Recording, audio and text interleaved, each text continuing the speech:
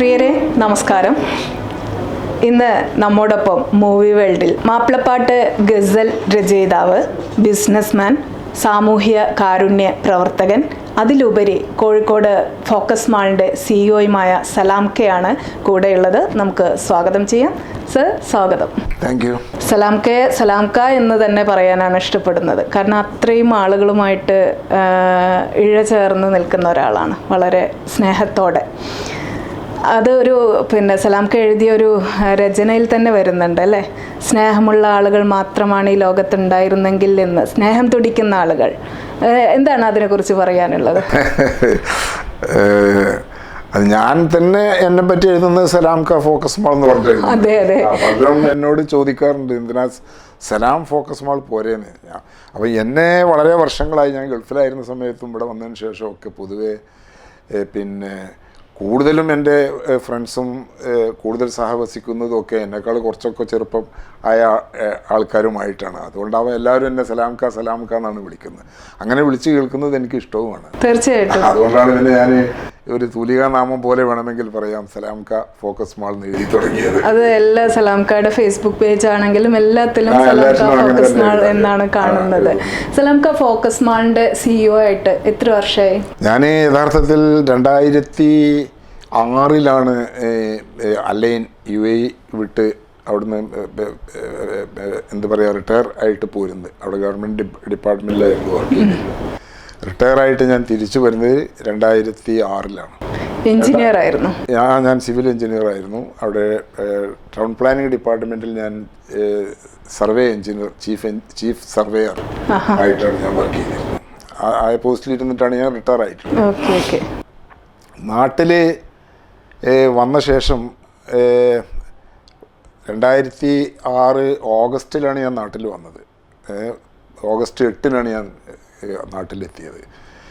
ഏകദേശം ഒരു August last വീക്കിൽ തന്നെ ഞാൻ ഇവിടെ ഈ ഗ്രൂപ്പിൽ ജോയിൻ ചെയ്തിട്ടുണ്ട്. ഈ ബിസിനസ് ഗ്രൂപ്പിൽ ഫോക്കസിൻ്റെ ബിസിനസ് റിജൻസി ഗ്രൂപ്പ് എന്ന് പറയും. ദുബായിൽ നമ്മുടെ പാലസിൽ വെച്ച്, സൈബിൽ പാലസിൽ വെച്ച് പെട്ടെന്ന് മരണപ്പെട്ട് അസ്ലമിൻ്റെ അദ്ദേഹം ഉണ്ടാക്കിയ ഗ്രൂപ്പാണ് ഈ റിജൻസി ഗ്രൂപ്പ് എന്ന് പറയുന്നത്. അപ്പോൾ ആ ഗ്രൂപ്പുമായിട്ടും അതിൻ്റെ ഓണേഴ്സുമായിട്ടും വളരെ ചെറുപ്പം മുതലേ അവരുടെ ഫാദറും എൻ്റെ ഫാദറും വളരെ അടുത്ത ഫ്രണ്ട്സായിരുന്നു. ഒരേ നാട്ടുകാരാണ് ഞങ്ങൾ. പിന്നെ ഞങ്ങളൊക്കെ പഠിച്ചത് ഒരേ സ്കൂളിലാണ്. ചെറുപ്പം തൊട്ട് അവരുമായിട്ട്, ബ്രദേഴ്സുമായിട്ടൊക്കെ നല്ല പരിചയം ഉണ്ടായിരുന്നു. അപ്പോൾ അവിടെ നിന്നും ആ ബന്ധം സൂക്ഷിച്ചിരുന്നു. ഞാനവിടെ വർക്ക് ചെയ്യുമ്പോഴൊക്കെ അവരൊക്കെ അവിടെ വരാറും ഞാൻ ദുബായിൽ പോയാൽ അവിടെ അവരുടെ അടുത്തൊക്കെ പോയിട്ടാണ് താമസിക്കുകയൊക്കെ ചെയ്തിരുന്നത്. അസ്ലമുമായിട്ട് വളരെ അടുത്ത ബന്ധമായിരുന്നു. അപ്പം ഞാൻ അവിടെയുള്ള സമയത്ത് തന്നെയാണ് 2005 അസ്ലം മരണപ്പെട്ടത്. ആ സമയത്ത് ഞാൻ അവിടെ ഉണ്ട്. 2006 ഞാൻ പോരുന്നത്. അത് ഞങ്ങളെ സംബന്ധിച്ചിടത്തോളം, ഗൾഫുകാരെ സംബന്ധിച്ചിടത്തോളം, എസ്പെഷ്യലി UAE ദുബായിലെ മലയാളികളെ സംബന്ധിച്ചിടത്തോളം, മറ്റ് ഇന്ത്യക്കാരെ സംബന്ധിച്ചിടത്തോളം ഏറ്റവും ദുഃഖകരമായ ഒരു മരണമാണ് അസ്ലമിൻ്റെ മരണം. തീർച്ചയായിട്ടും. കാരണം അത്രയും പ്രതിഭാശാലിയായിരുന്നു, വളരെ ചെറുപ്പമായിരുന്നു, കാരുണ്യ ഹൃദയമുള്ള ആളായിരുന്നു. ഒരുപാട് അത് അവർണ്ണനീയമാണ് ശരിക്കും പറഞ്ഞാൽ. നമുക്കതിനെപ്പറ്റി പറഞ്ഞാൽ ഞങ്ങളൊക്കെ വളരെ വാചാലരായിത്തീരും പറയാം. കാരണം നമ്മളാരും അറിയാത്ത പതിനായിരക്കണക്കിന് ആളുകളെ അദ്ദേഹം സഹായിച്ചിരുന്നു. വ്യക്തികളെയും സംഘടനകളെയും വിദ്യാഭ്യാസ സ്ഥാപനങ്ങളെയും മറ്റു പ്രസ്ഥാനങ്ങളെയും ഒക്കെ അദ്ദേഹം സഹായിച്ചിരുന്നു. അതൊക്കെ അതിൻ്റെ വലിയൊരു ഭാഗം നമ്മൾ അറിയുന്നത് തന്നെ അദ്ദേഹം മരിച്ചതിന് ശേഷമാണ്. തീർച്ചയായിട്ടും. പലരും ഇവിടെയൊക്കെ വരികയും കുടുംബവുമായി ബന്ധപ്പെടുകയും ഒക്കെ ചെയ്യുമ്പോഴാണ് അവരെയിട്ടൊക്കെ, ഇങ്ങനെയുള്ള ആൾക്കാരായിട്ടൊക്കെ അദ്ദേഹത്തിന് ബന്ധമുണ്ടായിരുന്നു എന്ന് ഞങ്ങളൊക്കെ മനസ്സിലാക്കുന്നത്. അത് മറ്റൊരു ഹിസ്റ്ററിയാണ്. Is a legendary person. തീർച്ചയായിട്ടും. അപ്പോൾ നമ്മുടെ എഴുത്ത് എന്നുള്ളൊരു സംഭവം വന്നിട്ടുണ്ട് സലാം കയുടെ ജീവിതത്തിൽ. അതായത് ഉത്തമ ഭരണകൂടം ഉദാത്ത മാതൃക എന്നുള്ള ഒരു പുസ്തകം സലാം ക രചിച്ചിട്ടുണ്ട്. തീർച്ചയായിട്ടും പ്രവാസ ലോകത്തെക്കുറിച്ചും ഷെയ്ഖ് സായിദിൻ്റെ ഭരണത്തെക്കുറിച്ചും ഒക്കെയാണ്. എന്താണ് അങ്ങനെ ഒരു പുസ്തകം രചിക്കാനുള്ള ഒരു കാരണം എന്തായിരുന്നു? അത് ഞാൻ അവിടെ താമസിച്ച 32 വർഷക്കാലം അവിടെ ഭരിച്ചിരുന്നത് ഷെയ്ഖ് സായിദ് തന്നെയാണ്. അദ്ദേഹം മരിക്കുന്നത് വരെ അദ്ദേഹം തന്നെ ആയിരുന്നു അബുദാബിയുടെ റൂളറുമായിരുന്നു. അതേസമയം തന്നെ UAE-യുടെ ഫൗണ്ടർ പ്രസിഡൻറ്റുമാണ്. UAE എന്നൊരു കൺസെപ്റ്റ് അദ്ദേഹത്തിൻ്റെ തലയിൽ ഉദിച്ചതാണ്. അതെ അതെ. അപ്പോൾ അദ്ദേഹത്തോട് ചേർന്ന് നിന്ന് പ്രവർത്തിച്ചത് ഷെയ്ഖ് റാഷിദ് മർഹൂം ദുബായിയുടെ റൂളറായിരുന്നു. അവർ രണ്ടുപേരും കൂടിയുള്ള കഠിനമായ പ്രവർത്തനത്തിൻ്റെ ഭാഗമായിട്ടാണ് ഈ UAE രൂപപ്പെടുന്നത്. അതിനു മുമ്പ് 7 എമിറേറ്റ്സുകളുടെ ആയി മാറി ഡിഫറെൻറ്റ് റൂളേഴ്സുമായിട്ട് ആയിരുന്നു അവിടുത്തെ ഭരണവ്യവസ്ഥ.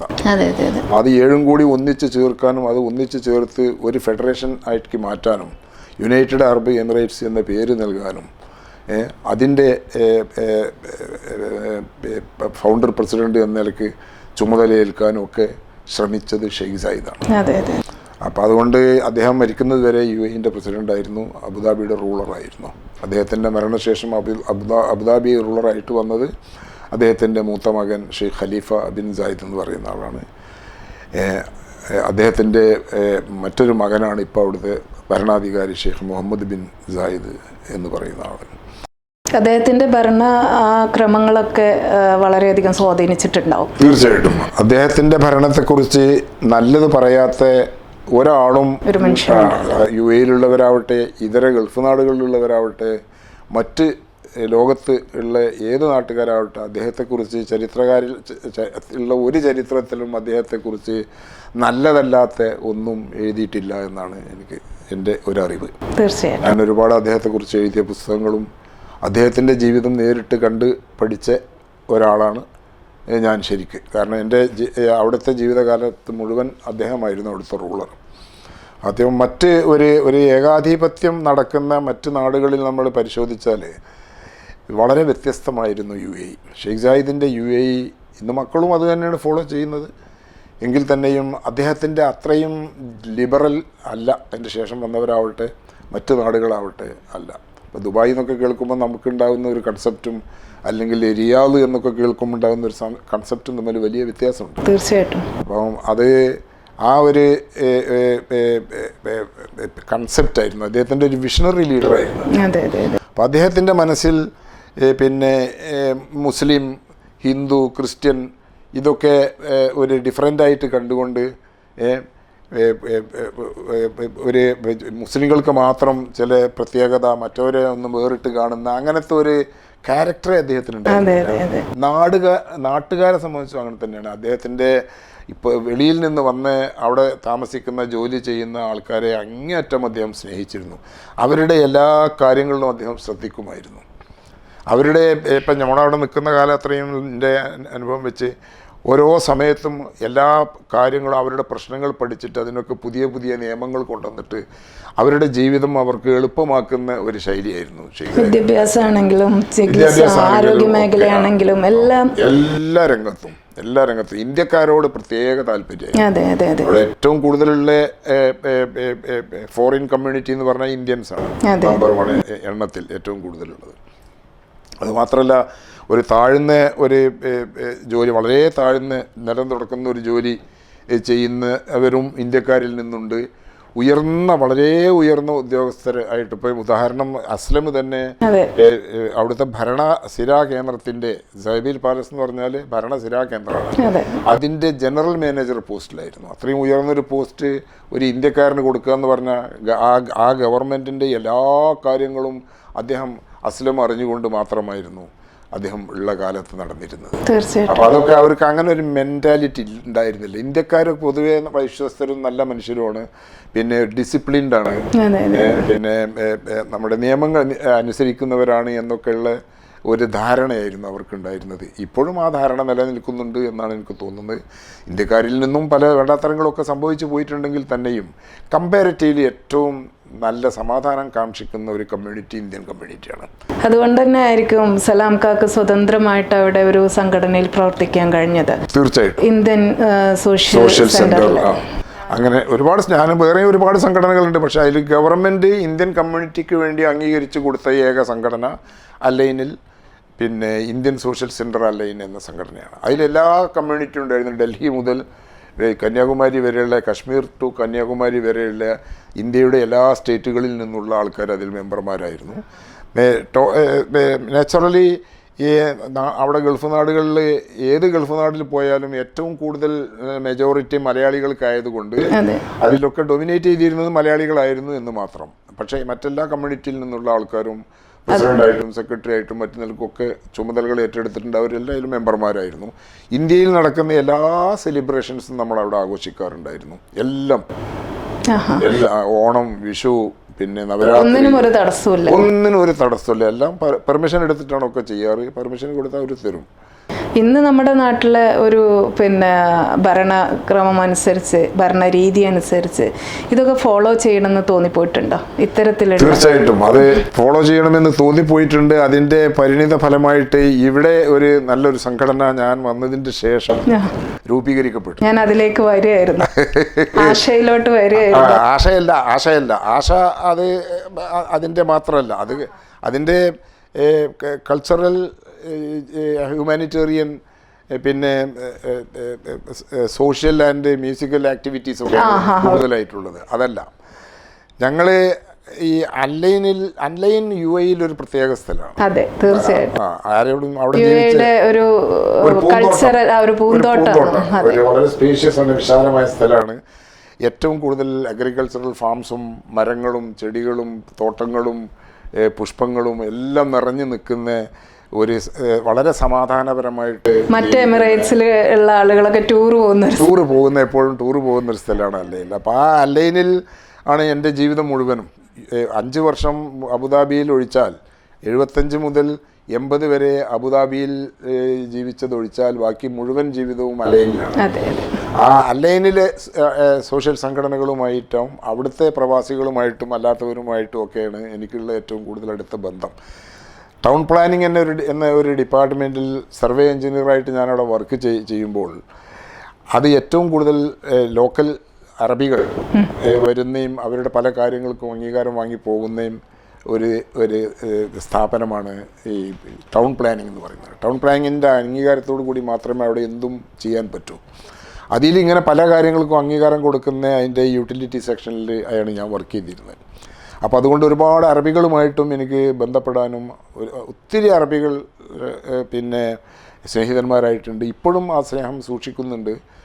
പലരും വാട്സപ്പിലൊക്കെ ബന്ധപ്പെടാറുണ്ട്. ഞാൻ ഇടയ്ക്കിടയ്ക്കൊക്കെ പോകുമ്പോഴൊക്കെ അവരെയൊക്കെ വീട്ടിലൊക്കെ പോവുകയും കാണുകയും ഒക്കെ ചെയ്യാറുണ്ട്. എല്ലാവരായിട്ടും വളരെ അടുത്ത ബന്ധമാണ്. അപ്പോൾ അതിൽ നിന്നും അറബികളുടെ പൊതുവെയുള്ള സ്വഭാവം എനിക്ക് പഠിക്കാൻ കഴിഞ്ഞിട്ടുണ്ട്, നേരിട്ട് പഠിക്കാൻ കഴിഞ്ഞിട്ടുണ്ട്. നമ്മളെ വലിയ ഇഷ്ടമാണ്. എല്ലാ അറബികൾക്കും ഇന്ത്യക്കാരെ ഇഷ്ടമാണ്. ചില അരോചകമായ സംഭവങ്ങളോ അല്ലെങ്കിൽ അനുഭവങ്ങളൊക്കെ ചിലർക്കൊക്കെ ഉണ്ടാവാം. എങ്കിൽ തന്നെയും ജനറലി അറബികൾക്ക് നമ്മളെ ഇന്ത്യക്കാരെ ഇഷ്ടമാണ്. അതിന്റെ ഒരു ഇംപ്ലിമെന്റ് ആണോ ഇവിടെ നടത്തിയിട്ടുള്ളത്? എന്താ പറയുക, അല്ലൈനിൽ ഞങ്ങൾ അവിടെ ജീവിച്ചത് ഒരിക്കലും മറക്കാൻ കഴിയില്ല. കാരണം ഞങ്ങൾ അല്ലൈനിൽ ജീവിച്ചിരുന്ന ഇന്ത്യക്കാർ, പ്രത്യേകിച്ച് മലയാളികൾ, അത് എല്ലാവരും കൂടി ഒരു ഫാമിലി ജീവിച്ചതുപോലെയാണ് ഞങ്ങൾ അല്ലൈനിൽ ജീവിച്ചിരുന്നത്. പരസ്പരം അറിയാത്തവർ വളരെ കുറവായിരുന്നു. മറ്റ് എമിറേറ്റുകളെ അപേക്ഷിച്ച് ഇപ്പം ദുബായ് അല്ലെങ്കിൽ അബുദാബി അല്ലെങ്കിൽ ഷാർജ ഒക്കെ അപേക്ഷിച്ച് ഇന്ത്യൻ കമ്മ്യൂണിറ്റി അല്ലൈനിൽ കുറവാണ്. 1-2 ലക്ഷം ആണെന്ന് ഉള്ള കാലത്തൊക്കെ ഉണ്ടായിരുന്നു. ഇപ്പോൾ കുറച്ചുകൂടി കൂടുതലുണ്ടാവാം. പക്ഷേ ഇവരൊക്കെ തമ്മിൽ അങ്ങോട്ടും ഇങ്ങോട്ടും അറിയും. മെജോറിറ്റി ഓഫ് ഇന്ത്യൻസ് പരസ്പരം അറിയുന്നവരായിരുന്നു. എന്ത് കാര്യങ്ങൾ ആര് നടത്തുമ്പോഴും എല്ലാവരെയും വിളിക്കും, എല്ലാവരും ഒത്തുകൂടും. ഇന്ന് ആ ഒരു ബന്ധം സൂക്ഷിക്കുന്നുണ്ടോ? ഉണ്ട്, തീർച്ചയായിട്ടും. അവിടെ ആ ബന്ധങ്ങളൊക്കെ ഇപ്പോഴും അതുപോലെ തന്നെ നടക്കുന്നുണ്ട്. എന്നെ സംബന്ധിച്ച് പേഴ്സണലി പറഞ്ഞാൽ ഞാൻ അവരുമായിട്ടൊക്കെ ഇപ്പോഴും, അതുകൊണ്ടാണ് പ്രത്യേകിച്ചൊരു കാരണമൊന്നും ഇല്ലെങ്കിലും ഞാൻ ഇടയ്ക്കൊന്നും അല്ലയിൽ പോകും. 2-3 ദിവസം അവിടെ താമസിച്ചിട്ട് വരും. അത് അല്ലയിനോടും അവിടെ ജീവിക്കുന്നവരോടുള്ള ആ ഒരു പ്രിയം കൊണ്ട് മാത്രമാണ് ആ പോക്ക്. അങ്ങനെ പോകുന്ന സമയത്തൊക്കെ ഞാൻ വെറും മലയാളികളെ മാത്രമല്ല കാണുന്നത്, ഇന്ത്യയിൽ നിന്ന് വന്ന മറ്റ് ഭാഗങ്ങളിൽ നിന്ന് വന്ന ആൾക്കാരും ഒരുപാടുണ്ട്. അവരൊക്കെ പോയി കാണും ഉള്ള സമയം കൊണ്ട്. അറബികളെ കാണും. എൻ്റെ പഴയ ഓഫീസിൽ ഞാൻ മറക്കാതെ പോവും എപ്പോഴും. അവിടെ ഒരാഴ്ചയൊക്കെ നിൽക്കണമെങ്കിൽ 2-3 തവണയൊക്കെ ഞാൻ ഓഫീസിൽ പോകും. കാരണം എന്നെ വിളിക്കും അവരൊക്കെ. ഇപ്പോൾ ഏകദേശം മലയാളികളും ഞാൻ അന്ന് വർക്ക് ചെയ്തിരുന്ന ഓഫീസിൽ ഇല്ല, എല്ലാ അറബികളും മാത്രമാണ്. കൂടുതലും ലോക്കൽസ് തന്നെയാണ്. പിന്നെ സ്വല്പം അറബ് നാഷണൽസും മറ്റുള്ള ഈജിപ്ഷ്യൻസും സിറിയൻസും ഒക്കെ കാണും. അത് എന്നാലും ഞാൻ പോകാറുണ്ട്. സലാംക്ക ഒരു മികച്ച സംഘാടകൻ കൂടിയാണ്. എന്നാണ് പറയുന്നത്. അല്ല, അങ്ങനെ തന്നെയാണ്. ഒരുപാട് പുതുതലമുറകളിലുള്ള കലാകാരന്മാരെ കൂട്ടിപ്പിടിക്കാനും അത്തരത്തിലുള്ള പ്രവർത്തനങ്ങളൊക്കെ മുന്നോട്ട് കൊണ്ടുപോകാൻ, നേരത്തെ പറഞ്ഞ പോലെ ആശയുടെ പ്രവർത്തനങ്ങൾ, ഈ ഒരു സംഘാടന രൂപത്തിലുള്ള പ്രവർത്തനങ്ങളൊക്കെ എങ്ങനെയാണെന്നൊന്ന് പറയാമോ? അതിന് ഒരു കാരണം അതിനുള്ള ഒരു പരിശീലന ആ ഒരു കളരി എനിക്ക് ഞാൻ പഠിച്ചത് ശരിക്ക് അല്ലൈനിൽ നിന്നാണ് ശരിക്കും പഠിച്ചത്. ഇനി അല്ലൈനിൽ പോകുന്നതിന് മുമ്പ് ഞാൻ ഒരു 8.5 വർഷക്കാലം മഹാരാഷ്ട്രയിൽ ജീവിച്ചിട്ടുണ്ട്. ഞാൻ ആദ്യമായിട്ട് ജോലി ചെയ്യുന്നത് എൻ്റെ സിവിൽ എഞ്ചിനീയറിംഗ് ഡിപ്ലോമ ഞാൻ തിരൂർ സീത് സാഹിബ് മെമ്മോറിയൽ പോളിടെക്നിക്കിൽ നിന്ന് 1966 സിവിൽ എഞ്ചിനീയറിംഗ് ഡിപ്ലോമ പാസ്സായതാണ്. എൻ്റെ എഡ്യൂക്കേഷനാണ് അതാണ്. അത് പാസ്സായതിന് ശേഷം എനിക്ക് ആദ്യമായിട്ട് ഒരു ജോലി കിട്ടുന്നത് മഹാരാഷ്ട്രയിലാണ്. മഹാരാഷ്ട്ര PWDയിൽ ഞാൻ അവിടെ ജൂനിയർ എഞ്ചിനീയറായിട്ടാണ് എൻ്റെ ഫസ്റ്റ് അപ്പോയിൻമെൻറ്റ്. അങ്ങനെ ഞാൻ അവിടെ ഒരു 8.5 വർഷക്കാലം അവിടെ ജോലി ചെയ്തിട്ടുണ്ട്. മഹാരാഷ്ട്രയിൽ പൂനെയിൽ നിന്നൊരു 75 മൈൽ ദൂരെ അഹമ്മദ് നഗർ എന്ന് പറഞ്ഞിട്ടൊരു സ്ഥലമുണ്ട്. ഇപ്പോൾ അതിൻ്റെ പേര് ഇപ്പോൾ കഴിഞ്ഞ ആഴ്ചയോ മറ്റോ ഈ സെൻട്രൽ ഗവൺമെൻറ് അതിൻ്റെ പേര് പിന്നെ അഹല്യ നഗർ എന്നോ മറ്റോ ആക്കി മാറ്റിയിട്ടുണ്ട്. അങ്ങനൊരു ട്രെൻഡ് ഇപ്പം നടക്കുന്നുണ്ടല്ലോ. അപ്പോൾ അവിടെ ഞാൻ ജോലി ചെയ്തിട്ടുണ്ട്. അവിടെ ജോലി ചെയ്യുന്ന കാലത്തും പിന്നെ ഈ ഒരു സംഘടനാബോധമുണ്ട് എനിക്ക്. അവിടെ മലയാളി സമാജം, അഹമ്മദ് നഗർ മലയാളി സമാജം എന്നൊരു സമാജത്തിന് രൂപം കൊടുക്കുന്ന ആദ്യത്തെ മീറ്റിങ്ങിൽ ഞാനുണ്ട്. പിന്നെ ഞാൻ പോരുന്നവരെ അതിൽ പ്രവർത്തിച്ചിരുന്നു. അതിനു മുമ്പ് ഞാൻ സ്റ്റുഡൻ്റ് ആയിരുന്ന കാലത്തും ഉണ്ട് ഈ അസുഖം. വിദ്യാർത്ഥിയായിരിക്കുന്ന കാലത്ത് തന്നെ ഞാൻ ഹൈസ്കൂളിൽ 8th സ്റ്റാൻഡേർഡ് ഓൺവേർഡ്സ് പഠിക്കുന്ന കാലത്ത് തന്നെ, പോളിടെക്നിക്കിൽ പഠിക്കുന്ന കാലത്തും ഒക്കെ ഞാൻ ഈ സംഘടനാ പ്രവർത്തനങ്ങൾ ഉണ്ടായിരുന്നു. അതും കൂടുതലും കലയും പിന്നെ സംഗീതവും പിന്നെ സ്പോർട്സും ഒക്കെ ആയിരുന്നു അന്നത്തെ പ്രവർത്തനങ്ങളും. പിന്നെ ചെറുപ്പം തൊട്ടേ നന്നായിട്ട് വായിക്കുന്ന ശീലമുള്ളത് കൊണ്ട് വായനശാലകൾ അങ്ങനെയൊക്കെയുള്ള പിന്നെ ഫുട്ബോള്, വോളിബോൾ തുടങ്ങിയ കളികൾ എല്ലാറ്റിലും താല്പര്യനായിരുന്നു. അപ്പോൾ അതിന് വേണ്ടിയൊക്കെ അസോസിയേഷൻസും ക്ലബ്ബുകളും വായനശാലകളും ഒക്കെ ഒരുപാടെണ്ണം രൂപീകരിക്കുന്നതിലും അത് കൊണ്ടു നടക്കുന്നതിലൊക്കെ ഉള്ള താല്പര്യം അന്നേ ഉണ്ടായിരുന്നു. അതിൻ്റെ പാരമ്യത്തിലെത്തിയത് പിന്നെ അല്ലൈനിൽ ചെന്ന ശേഷമാണ്. 5 വർഷം അബുദാബിയിൽ താമസിച്ച കാലത്ത് സംഘടനകളിലൊന്നും മെമ്പറായിരുന്നില്ല.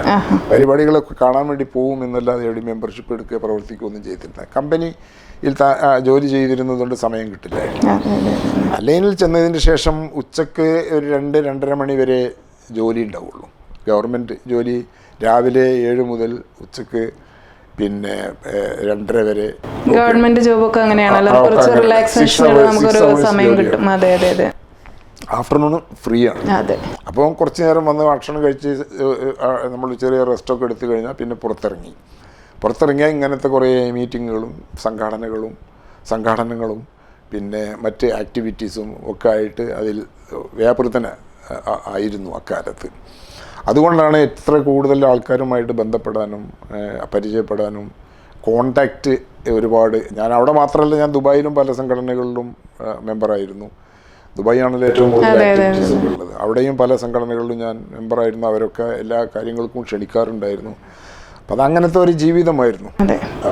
ആ ജീവിതത്തിൽ നിന്ന് ഉള്ള പ്രചോദനം ഉൾക്കൊണ്ടുകൊണ്ടാണ് ഇവിടെ വന്നത്. ഇവിടെ വന്നപ്പം വർഷങ്ങൾക്ക് ശേഷം 40 വർഷത്തിന് ശേഷമാണ് ഞാൻ നാട്ടിലേക്ക് വരുന്നത്.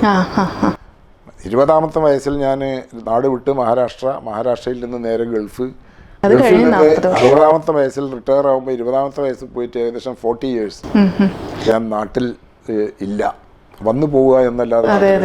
അപ്പോൾ ഇവിടെ വന്ന് ഇറങ്ങി സ്ഥിരതാമസം ഇവിടെ ആക്കാൻ വേണ്ടിയിട്ടാണല്ലോ വന്നത്.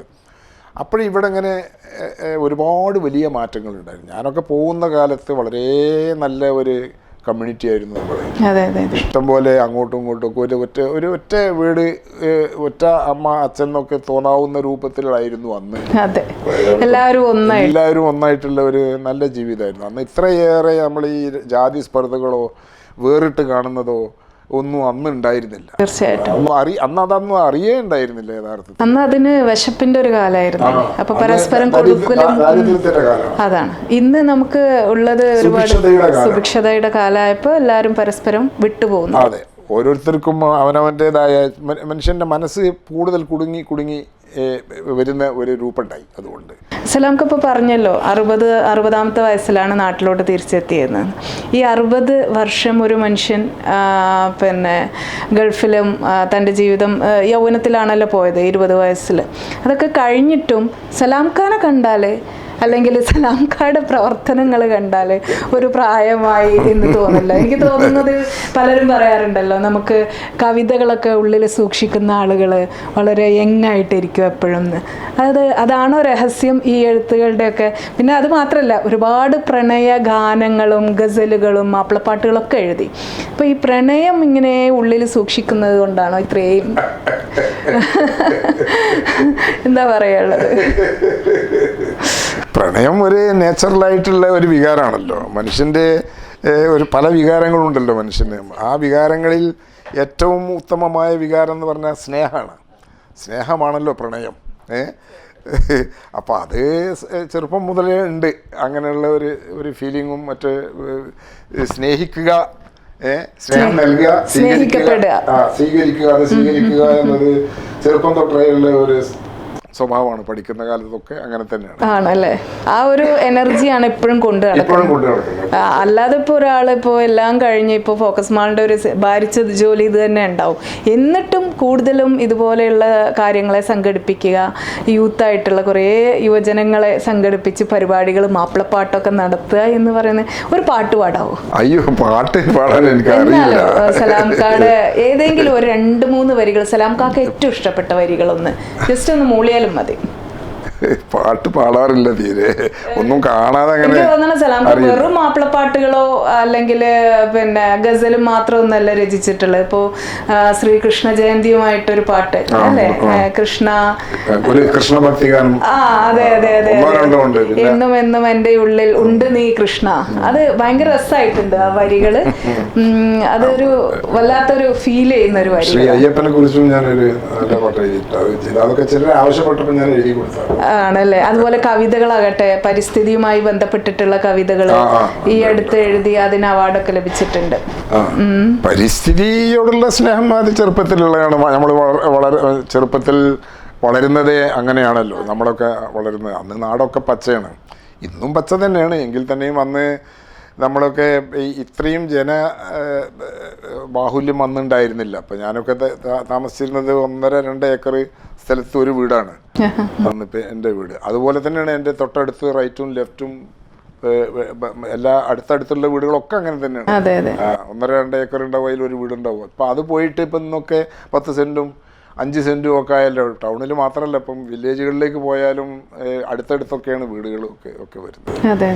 അപ്പോൾ സ്വാഭാവികമായിട്ടും ആ പ്രകൃതി സ്നേഹം കുറഞ്ഞു വരും. സ്വാഭാവികമാണ്. കാരണം പ്രകൃതിയെ കൂടുതൽ സ്നേഹിക്കുന്നത് നമുക്ക് കുറേ വിശാലമായിട്ടും വീട്ടിലൊക്കെ നല്ലോണം കൃഷിയും കാര്യങ്ങളൊക്കെ ഉണ്ടായിരുന്ന അക്കാലത്തൊക്കെ. പിന്നെ ടൗണുകളിലായി മാറി. അപ്പം അതുകൊണ്ട് അങ്ങനത്തെ ഒരു പ്രവർത്തനങ്ങൾ ചെയ്യാൻ നമുക്ക് കഴിഞ്ഞിട്ടില്ല. എന്നാലും പിന്നെ അതിനെ സ്നേഹിച്ചിരുന്നു അന്നും ഇന്നും. ഇന്നും ഇഷ്ടമാണ്. അതുകൊണ്ട് പലയിടത്തുമൊക്കെ ടൂറ് പോകുമ്പോഴും ഇങ്ങനെ വർണ്ണാഭമായ സ്ഥലങ്ങളിലേക്ക് പോകാനാണ് താല്പര്യം. ആ വർണ്ണാഭമായിട്ടുള്ള കാര്യങ്ങളൊക്കെ ഉള്ളിൽ കിടക്കുന്നത് കൊണ്ട് തന്നെ ആയിരിക്കും ഇത്തരത്തിലുള്ള കവിതകളും പാട്ടുകളും ഒക്കെ അല്ലേ? ഒരു 2 വരി സലാംക്ക ഒന്ന് ഒന്നും ഓർമ്മയില്ല ഇപ്പൊ. കാണാതെ സ്വന്തം പാട്ട് പോലും 2 വരി കാണാതെ ഓർമ്മയില്ല. ഇഷ്ടപ്പെട്ട ആരെഴുതിയതായാലും വേണ്ടില്ല സലാംക്ക. ഞാൻ എഴുതിയതിൽ എനിക്ക് ഇഷ്ടപ്പെട്ട പാട്ടുകൾ ഒരുപാടുണ്ട്. ഉമ്മാൻ്റെ കാലടിയിലുണ്ട് സുവർക്കമെന്നതല്ലേ പ്രവാചക തത്വം, ചുമ്മാതാ വാക്കു കേട്ടതല്ലാതെ ഒരുത്തരുമറിഞ്ഞില്ല അതിൻ്റെ മഹത്വം. ഇങ്ങനെ ഒരു പാട്ട് ഞാൻ എഴുതിയ പാട്ട് തന്നെയാണ്. ഈ ആളുകളൊക്കെ ഇങ്ങനെ സമീപിക്കുമല്ലോ, ഇപ്പൊ പാട്ട് എഴുതി തരണം എന്നൊക്കെ പറഞ്ഞിട്ട്, അവർ ട്യൂണ് തരുകയാണോ ചെയ്യുക അതോ സലാം? അല്ല, ഞാൻ എഴുതിയിട്ട് ട്യൂൺ ചെയ്തിട്ട് കൊടുക്കലാണ്. ആണല്ലേ? ഞാനെല്ലാം ട്യൂൺ ചെയ്ത് ഞാൻ എഴുതി ഏതെങ്കിലും മ്യൂസീഷ്യൻസിനെ ഏൽപ്പിച്ചിട്ട് ചിലർ എഴുതി വാങ്ങിച്ചു പോകും, അവര് ട്യൂൺ ചെയ്യും. ഈ MA ഗഫൂർ കൂട്ടുകെട്ടൊക്കെ ഒരുപാട് പാട്ടുകൾ പാടിയിട്ടുണ്ട്. ഒരു പ്രണയനോവ് എന്ന് പറഞ്ഞിട്ട് ഈ അടുത്തായിട്ടൊരു പിന്നെ ആൽബം തന്നെ ഇറക്കി. അതൊക്കെ എങ്ങനെ ആളുകളിലേക്ക് എത്തുമ്പോൾ അവരുടെയൊക്കെ ഒരു പ്രതികരണം എങ്ങനെ? നല്ല പ്രതികരണമാണ്. ഒരുപാട് പേര് വിളിക്കാറുണ്ട്. നേരിട്ട് വിളിച്ചിട്ട് അഭിനന്ദിക്കുന്നത് 100 കണക്കിൽ ആൾക്കാരുണ്ട് വിളിച്ച പിന്നെ പലരും നമുക്ക് വാട്സപ്പിലും ഫേസ്ബുക്കിലൂടെയൊക്കെ അറിയിക്കാറുണ്ട്. തീർച്ചയായിട്ടും അതൊക്കെ കേൾക്കുമ്പോൾ നമ്മുടെ മനസ്സ് തീർച്ചയായിട്ടും ആൾക്കാർ നമ്മളെ എഴുത്തിനെ പറ്റി നല്ലത് പറയുമ്പോൾ എന്തായാലും നമുക്ക് നല്ല അനുഭൂതിയാണ് ഉണ്ടാകുന്നത്. വളരെ ഇഷ്ടമാണ്. ഇനി മോശം പറയുന്നവരോട് വെറുപ്പൊന്നുമില്ല. പലരും മോശം പറയുന്ന ആൾക്കാർ കാര്യം പറയാറുണ്ട്. അത് നമ്മൾ മനസ്സിലാക്കണം. പലതും നമുക്ക് പിന്നീട് ഇമ്പ്രൂവ് ആകാൻ കഴിയുന്നത് ചിലരൊക്കെ അങ്ങനെ ചൂണ്ടിക്കാണിക്കുന്നുണ്ടാണ്. ഇങ്ങനെ എഴുതുന്നതിൽ എൻ്റെ സ്വന്തം ജ്യേഷ്ഠൻ തന്നെ പലപ്പോഴും എൻ്റെ സ്വന്തം ജ്യേഷ്ഠൻ ചെറിയമുള്ള വ്യത്യാസമാക്കി അദ്ദേഹം വലിയ ഒരു കവിയാണ്. കവിത മാത്രമല്ല പലതും എഴുതിയിട്ടുണ്ട്. ലേഖനങ്ങളായിട്ടും മറ്റ് ഒരുപാട് 60-65 പുസ്തകങ്ങൾ തന്നെ പ്രസിദ്ധീകരിച്ചിട്ടുണ്ട്. ഖുർആന്റെ പരിഭാഷ കവിതയിലൊക്കെ എഴുതിയിട്ടുണ്ട് അദ്ദേഹം. വലിയ എനിക്ക് കമ്പയർ ചെയ്യാൻ പറ്റിയ ഒരാളല്ല. ഞാൻ ഒരു വെറും ശിശുവാണ് അദ്ദേഹത്തിന് മുമ്പിൽ. അപ്പോൾ അദ്ദേഹം തന്നെ എൻ്റെ ചിലതൊക്കെ കാണുന്ന സമയത്ത് എന്നെ എഴുതി അറിയിക്കാറും വിളിച്ചിട്ട് പറയാറുണ്ട് അതങ്ങനെ പാടില്ല, ശരിയല്ല എന്നൊക്കെ. അപ്പോൾ വലിയ സന്തോഷമാണ് തോന്നുക എനിക്ക് മനസ്സിൽ. അതുപോലെ കാനേഷ് പൊന്നൂര്, ബാപ്പു വള്ളിപ്പറമ്പ് ഇങ്ങനെയുള്ളവരൊക്കെ കണ്ടാൽ വിളിച്ച് പറയാറുണ്ട്. നമ്മളെ ക്രിറ്റിസൈസ് ചെയ്താലും നമുക്കത് അവരൊക്കെ ക്രിറ്റിസിസത്തിന്റെ ശൈലിയെ അങ്ങനെയാണ്. നല്ലതും അല്ലാത്തതും പറയും, രണ്ടും പറഞ്ഞു തരും. അത് ഇമ്പ്രൂവ് ചെയ്യണം, ഇനി അങ്ങനെ ആവർത്തിക്കരുത്, ശ്രദ്ധിക്കണം ഇനി എഴുതുമ്പോൾ എന്നൊക്കെ എൻ്റെ രൂപത്തിലാണ്. അത് വലിയ ഇഷ്ടമാണ്. അടച്ചാക്ഷേപിക്കുന്നതാണ് തെറ്റ്. വിമർശനം എപ്പോഴും ക്രിയാത്മകമായിരിക്കണം. അങ്ങനെ ആകുമ്പോൾ നമുക്ക് ആരെ വിമർശിച്ചാലും ഇഷ്ടപ്പെടും. നമ്മളിപ്പോൾ വിമർശനങ്ങൾ പലരും ഇഷ്ടപ്പെടാത്തത് ആ രൂപത്തിൽ പറയുന്നത് കൊണ്ടാണ്. പറയുന്നതിന് ആ ശൈലി നന്നാവാത്തത് കൊണ്ടാണ് ആൾക്കാർക്ക്. അതെ. ഇപ്പോൾ കാരുണ്യ സാമൂഹികമായിട്ട് പ്രവർത്തിക്കുന്ന ഒരാളും കൂടിയാണ് സലാംക്ക. ഈ ഒരു പ്രവർത്തന മേഖലയിലേക്ക് വരുമ്പോൾ അർഹരായവർക്ക് കിട്ടുന്നുണ്ടോ, അല്ലെങ്കിൽ അനർഹരായവരിലേക്ക് നമ്മുടെ പ്രവർത്തനങ്ങൾ എത്തുന്നുണ്ടോ? എങ്ങനെയാണ് അത് വിലയിരുത്താറുള്ളത്? അപ്പോൾ അത് ഞാൻ തന്നെ നേതൃത്വം നൽകിയിട്ട് എനിക്കറിയാവുന്നവർക്കൊക്കെ അതിൻ്റെ വിവരിച്ചുകൊണ്ട് എഴുതും. ഞാൻ ഗൾഫിലേക്കും നാട്ടിൽ തന്നെയുള്ള വ്യക്തികളും അങ്ങനെ ഒരു വലിയ MA യൂസ്ഫലി അടക്കം അങ്ങനെയുള്ള വലിയ ഒരു വിഭാഗവുമായിട്ട് എനിക്ക് നല്ല അടുത്ത് ടച്ചാണ്. അവരെയൊക്കെ നേരിട്ട് പരിചയമുള്ളത് കൊണ്ടും ഇടയ്ക്കൊക്കെ നേരിട്ട് കാണുന്നവരായതുകൊണ്ടും ഞാൻ അതിൻ്റെ എന്താണ് ആ വസ്തുത എന്ന് വെച്ചാൽ എഴുതും. ഇപ്പോൾ ഒരാൾക്ക് ഒരു പ്രത്യേക ബുദ്ധിമുട്ട് വന്നിട്ടുണ്ടെങ്കിൽ അതിനെക്കുറിച്ച് ഒരു പേജോ അരപ്പേജോ ഒരു ഖണ്ഡിക ആ യുക്തം പോലെ അതിനെപ്പറ്റി എഴുതിയിട്ട് ഇവർക്കൊക്കെ അയച്ചു കൊടുക്കും.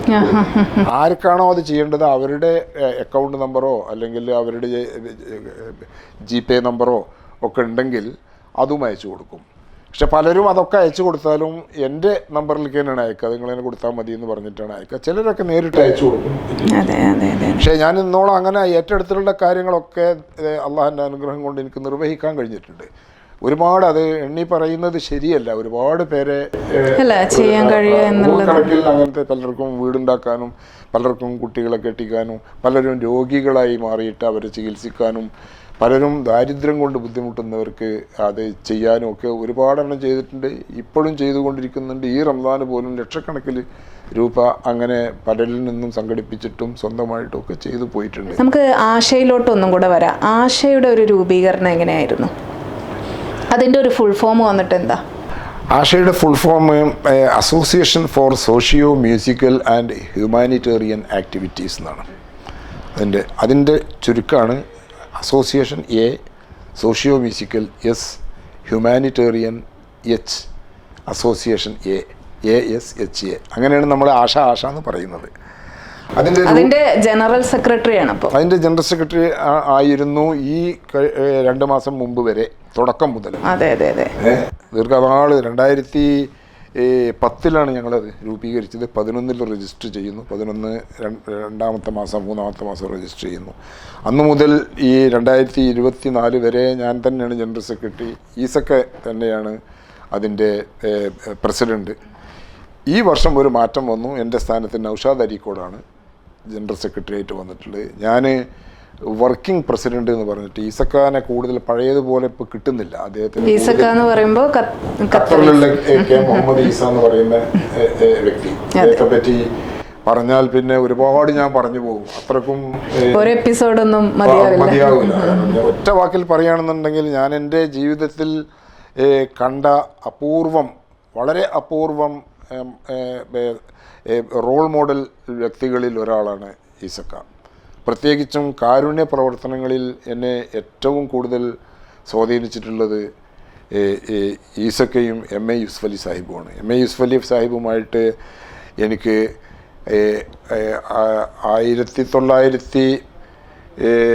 1980 മുതൽ പരിചയമുണ്ട്. അദ്ദേഹത്തെ ദീർഘകാലമായി പരിചയമുണ്ട്. അത് വളരെ വലിയ ഒരു അടുപ്പമാവുകയും ഒരു കുടുംബത്തിലെ അംഗം പോലെ ഞാൻ അവിടുന്ന് പോരുന്നത് വരെയും ഇപ്പോഴും ആ ബന്ധം നിലനിന്ന് പോന്നിട്ടുണ്ട്. 100 കണക്കിൽ അവസരങ്ങളിൽ ഞാൻ അദ്ദേഹത്തെ പല സഹായങ്ങൾക്കും വേണ്ടിയും എൻ്റെ വ്യക്തിപരമല്ല, ഇങ്ങനെ സോഷ്യൽ ലൈഫിൽ കാരുണ്യ പ്രവർത്തനങ്ങളും പിന്നെ സാമൂഹ്യ ആവശ്യങ്ങളും ഒക്കെ ആയിട്ട് ഞാൻ അദ്ദേഹത്തെ സമീപിച്ചിട്ടുണ്ട്. വ്യക്തിപരമായിട്ടും ഒറ്റക്കും വേറെ ചില ആൾക്കാരെ കൂട്ടിയിട്ടുമൊക്കെ. ഇന്നേ വരെ ഒരു കാര്യത്തിനും അദ്ദേഹം നോ എന്ന് പറഞ്ഞിട്ടില്ല. എപ്പോൾ ചെന്നാലും ഞാൻ പ്രതീക്ഷിക്കുന്നതിനേക്കാൾ ലക്ഷങ്ങൾ കൂടുതലാണ് അദ്ദേഹം തന്നിട്ടുള്ളത്. കാര്യം ചോദിച്ചറിയും, എന്താണ് ഏതാണെന്ന് ചോദിച്ചറിയും. അത് അപ്പം തന്നെ അപ്പം ഒരു 10 ലക്ഷം രൂപ ഒരു സംഗതിക്ക് അവിടെ ഇരുന്നിട്ട് അദ്ദേഹത്തിൻ്റെ ഓഫീസിൽ ചെന്ന സമയത്ത് ഒരു 10 ലക്ഷം രൂപ, ഞാൻ അതിലേക്ക് ഒരു 10 ലക്ഷം രൂപ തരാം എന്ന് പറഞ്ഞാൽ അപ്പം തന്നെ അക്കൗണ്ടൻറ്റിനെ വിളിച്ചിട്ട് എൻ്റെ മുമ്പിൽ വെച്ചിട്ട് തന്നെ പറയും, ഒരു 10 ലക്ഷത്തിൻ്റെ ചെക്ക് സലാംക്കാക്ക് ഇപ്പം തന്നെ എഴുതി കൊടുക്കും. അതേ സ്വഭാവം തന്നെ, അത്രയും വ്യാപ്തിയില്ല. അവർ തമ്മിൽ ആ രൂപത്തിൽ കമ്പയർ ചെയ്യാൻ പറ്റില്ലല്ലോ. എം എ യൂസഫ് അലി സാഹിബ് എന്ന് പറഞ്ഞാൽ അദ്ദേഹം നമ്മുടെ മലയാളികളിൽ മറ്റാർക്കും എത്താൻ കഴിയാത്ത അത്രയും അത്യുന്നതിയിൽ എത്തി നിൽക്കുന്ന ഒരു വലിയ മനുഷ്യൻ യൂസഫ് അലി സാഹിബ്. എന്നാൽ അതിൻ്റെ ഒരു അഹങ്കാരമോ അല്ലെങ്കിൽ ഒന്നുമില്ല. വളരെ ലളിതമാണ് അദ്ദേഹത്തിൻ്റെ ജീവിതം. അത്തരം അഹങ്കാരമൊന്നും അദ്ദേഹം വെച്ച് സൂക്ഷിക്കുന്നില്ല. മതപരമായിട്ട് നല്ല വിവരമുള്ള ഒരാളാണ്. ഒരു പിന്നെ മതേതര സ്വഭാവമുള്ള ആളാണ്. അദ്ദേഹത്തിൻ്റെ അടുത്ത് പല സംഗതിക്കും പോയിട്ടുള്ളതൊന്നും മുസ്ലിങ്ങളുടെയോ അതായിട്ട് ബന്ധപ്പെട്ടതോ അല്ല. കൂടുതലും ഞാൻ പോയിട്ടുള്ളതൊക്കെ മറ്റു മതക്കാരുടെയും ഒക്കെ കാര്യങ്ങളൊക്കെ ആയിട്ടാണ്. അതൊന്നും അദ്ദേഹത്തിന് ഒരു പ്രശ്നമല്ല. അതൊക്കെ അദ്ദേഹം നല്ല രൂപത്തിൽ തന്നെ എല്ലാറ്റിനും ചെയ്യും. എന്തിനു വേണ്ടി ചെന്നോ അതിൻ്റെ ജെന്യൂനിറ്റി മാത്രം അദ്ദേഹം പരിശോധിക്കും, അത്രേ ഉള്ളൂ. അല്ലാതെ ആരാണ് എന്താണ് എന്നൊന്നും അധികം പരിശോധിക്കാറില്ല. ഈ 2 വ്യക്തികളിൽ പ്രധാനമായ ഒരാളാണ് ഈ ഈസക്ക എന്ന് പറഞ്ഞത്, കെ മുഹമ്മദ് ഈസ എന്ന് പറഞ്ഞത്. അദ്ദേഹം ഖത്തറിലെ ഒരു എന്താ പറയുക വ്യവസായിയാണ്, മലയാളി വ്യവസായിയാണ്. അപ്പോൾ അദ്ദേഹത്തിൻ്റെ ഒരു പ്രധാന ഗുണം എന്താണെന്ന് വെച്ചാൽ ഒരു വ്യവസായികളിൽ അദ്ദേഹത്തെ പോലുള്ള ഒരാളെ കാണും. ഇപ്പോൾ എം എ യൂസഫ് അലി സാഹിബ് എന്നൊക്കെ പറഞ്ഞാൽ അദ്ദേഹം താഴോട്ട് ഇറങ്ങിയിട്ട് അങ്ങനെ പ്രവർത്തിക്കാനും ഓടി നടക്കാനും അദ്ദേഹത്തിന് കഴിയില്ലല്ലോ, ഇമ്പോസിബിളാണ് അദ്ദേഹത്തിന്. രണ്ടും 2 ലൈഫാണല്ലോ. ഇദ്ദേഹം ആ തിരക്കുകളൊക്കെ ഉണ്ടെങ്കിൽ തന്നെയും നമ്മൾ എന്തെങ്കിലും ഒരു കാര്യമായിട്ട് അവിടെ ചെന്നിട്ടുണ്ടെങ്കിൽ അതൊക്കെയാണ് മാറ്റി വെച്ചിട്ട് നമ്മളെ കൂടെ ഇറക്കും. എന്നിട്ട് നമുക്ക് അവിടെ ആവശ്യം നിർവഹിച്ച് നമുക്ക് ബൈ ബൈ പറഞ്ഞ് യാത്ര പറഞ്ഞ് എയർപോർട്ട് കൊണ്ടുവന്നാക്കിയതിന് ശേഷം പിന്നെ മൂപ്പർ മറ്റു കാര്യങ്ങൾ നോക്കുള്ളൂ. അങ്ങനെ ഒരു സ്വഭാവക്കാരാണ്. ഇപ്പം നാട്ടിൽ വന്ന് ഇറങ്ങിയിട്ടുണ്ടെങ്കിലും മൂപ്പർ കുറേ ലീസ്റ്റ് അവിടെ നിന്ന് ഉണ്ടാക്കിയാണ്ടാണ് വരിക. അവിടെ ഇന്നത് കൊടുക്കണം, ഇവിടെ ഇന്നത് കൊടുക്കണം, ആ ആളെ കാണണം. ഇവിടുത്തെ എല്ലാ നല്ല CH സെൻ്റർ ആവട്ടെ, തണലാവട്ടെ, അങ്ങനെയുള്ള ഒരുപാട് നമ്മുടെ ജീവകാരുണ്യ സംഘടനകളുണ്ടല്ലോ, അത് ഏറ്റവും അടുത്ത ബന്ധമാണ് അവർക്ക്. അങ്ങനെ പിന്നെ കുറേ വ്യക്തികളുടെ ഒക്കെ ലീസ്റ്റ് ആയിട്ടാണ് വരിക നാട്ടിൽ വരുമ്പോൾ. അപ്പോൾ അത് ഇവർക്കൊക്കെ കൊടുക്കാനുണ്ട്. ചിലപ്പം കംപ്ലീറ്റ് എന്നെ ഏൽപ്പിച്ചിട്ട് പോകും, ചിലപ്പം എന്നെയും കൂടെ കൂട്ടിക്കൊണ്ടേറ്റ് പോകും. അങ്ങനെ കുറേ ഇവിടെ വന്നിട്ടും കുറേ കാലം അങ്ങനെ ഉണ്ടായിരുന്നു. അപ്പോൾ അതിലിടക്ക് ഒരിക്കൽ എന്നോട് അദ്ദേഹം തന്നെ പറയുക ചെയ്തത്, ഞാനിങ്ങനെ പലർക്കും പലതും ചെയ്യുന്നുണ്ട്, അത് പലതും അർഹിക്കാത്തവർക്ക് കിട്ടുന്നുണ്ടോ എന്ന് എനിക്ക് സംശയമുണ്ട്. കാരണം അത്രയും അന്വേഷിച്ചറിയാനും എനിക്ക് സമയം ഈടായിട്ട് തീരെ കിട്ടുന്നില്ല. അതുകൊണ്ട് സലാംക്ക കഴിയുമെങ്കിൽ ഈ കാര്യത്തിൽ എന്നെ ഒന്ന് ഹെൽപ്പ് ചെയ്യണം എന്ന് പറഞ്ഞു. അപ്പോൾ പിന്നെ ഞാൻ പറഞ്ഞു, എന്ത് ഹെൽപ്പാണ് നിങ്ങൾ ഉദ്ദേശിക്കുന്നത്? അപ്പോൾ പറഞ്ഞ്, ഞാൻ എന്തൊക്കെ സംഭാവനകളായിട്ടോ മറ്റ് സഹായങ്ങളായിട്ടൊക്കെ ചെയ്യുന്നുണ്ടെങ്കിൽ അതിൻ്റെ ജെന്യൂനിറ്റി എത്രമാത്രം അത് അർഹിക്കുന്നവർക്കാണ് എന്നുള്ളതിൻ്റെ ഒരു ചെറിയ പേഴ്സണലായിട്ടൊരു എൻക്വയറി നടത്തിയിട്ട് പിന്നെ ആ റിപ്പോർട്ട് എനിക്കൊന്ന് തരണം. അപ്പോൾ ആ റിപ്പോർട്ട് കിട്ടിയതിന് ശേഷം ഞാൻ ഇനി ഇവിടുന്ന് അങ്ങോട്ട് അങ്ങനത്തെ കാര്യങ്ങൾ ചെയ്യുള്ളൂ. അത് നിങ്ങളൊന്ന് ഏറ്റെടുക്കണം എന്ന് പറഞ്ഞു എന്നോട്. അപ്പം ഞാൻ പറഞ്ഞു, അതെന്താ ഈസക്ക, അതിനെന്താ പ്രശ്നമുള്ളത്? അതിന് മാത്രമല്ല, നമുക്ക് വളരെ അടുത്ത കുറച്ച് സ്നേഹിതന്മാരും ഇവിടെ ഉണ്ട്. ഫൈസൽ എളിയറ്റിലോ അല്ലെങ്കിൽ കാനേഷ് പൂനൂരോ അല്ലെങ്കിൽ പ്രകാശോ അല്ലെങ്കിൽ നൗഷാദ് അരീക്കോടോ അങ്ങനെയൊക്കെയുള്ള ഒരുപാട് സ്നേഹിതന്മാരും നമുക്കിപ്പോൾ ഇവിടെ ഉണ്ട്. അവരൊക്കെ കൂടി കൂട്ടിയിട്ട് നമുക്ക് ആ കാര്യങ്ങളൊക്കെ നിർവഹിക്കാം. അവരൊക്കെ അതിൽ താല്പര്യമുള്ള ആൾക്കാരും നല്ല ആൾക്കാരുമാണ് എന്ന് പറഞ്ഞപ്പം വലിയ സന്തോഷമായി ഈസക്കൊക്കെ.